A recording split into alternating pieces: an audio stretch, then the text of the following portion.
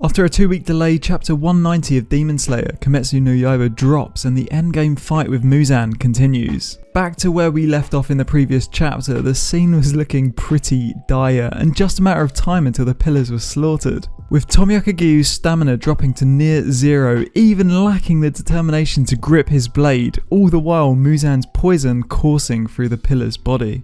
Goutoge did introduce some hope in the end of the previous chapter as we see Tamayo's cat leap into the fray and provide an antidote for the pillars. Did anyone notice that even on the brink of death, where the other pillars were taken off guard by the flying antidote injections and were pierced, Himejima was the only one who managed to block the unknown projectile from hitting his body? I love that Goutoge can make him look like a badass with these tiny details. Lastly, the previous chapter ended out with Iguro developing the mark, and by using a vice-like grip, he managed to turn his Nichiren blade bright red. Albeit a bit of tonal whiplash with the mangaka swinging from all hope is gone to more of a scenario where the Demon Slayers have everything they need to take Muzan down if they can endure this battle of attrition. Though perhaps you can say that Iguro developing this power is roundabout equivalent exchange from the hardships of his childhood. If there was a pillar that was going to channel the tragedies of his past into the strength of his present, it would be Snake Boy.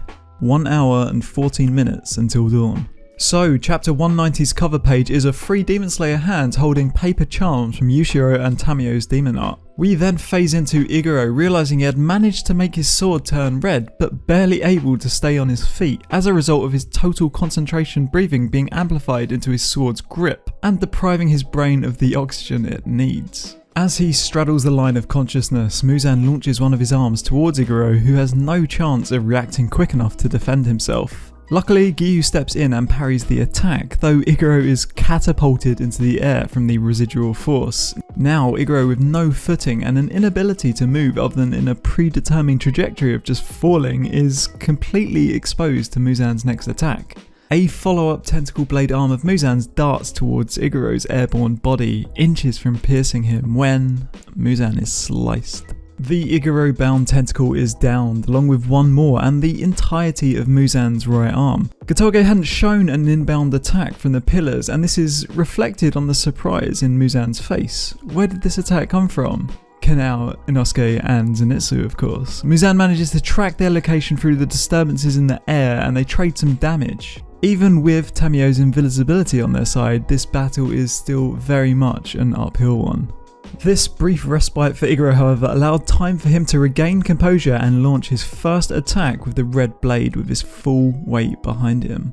Iguro severs the now regenerated right arm as well as Muzan's left arm. The red blades aren't quite as forgiving and the effects on Muzan's regeneration are shown, as only a couple of inches from Muzan's arms manage to sprout in the following panel. Himejima weaves in a devastating attack, taking full advantage of Muzan's delayed regeneration, pulling a chunk out of Muzan's chest and exposing his spine. Gross. The chapter closes out with Sanemi clashing swords with Giyuu in order to pass on the effect of the red blade. A nice touch, as Giyuu's grip had been failing him in the previous chapter, making it unlikely he would be able to organically redden his blade. Finally, the Ubiyashiki Crow cries out that there is 1 hour and 3 minutes until dawn. 11 minutes had passed in this chapter, so if each of the subsequent chapters pass at the same rate, dawn will hit in about 5 chapters or so. Keep going, Demon Slayers.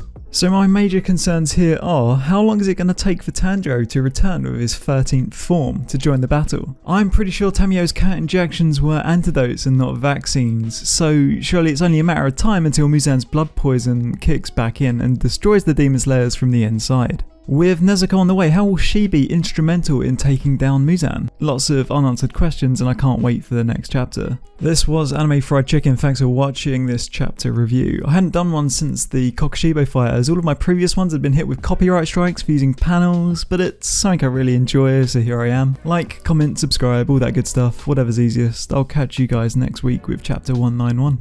Cheers.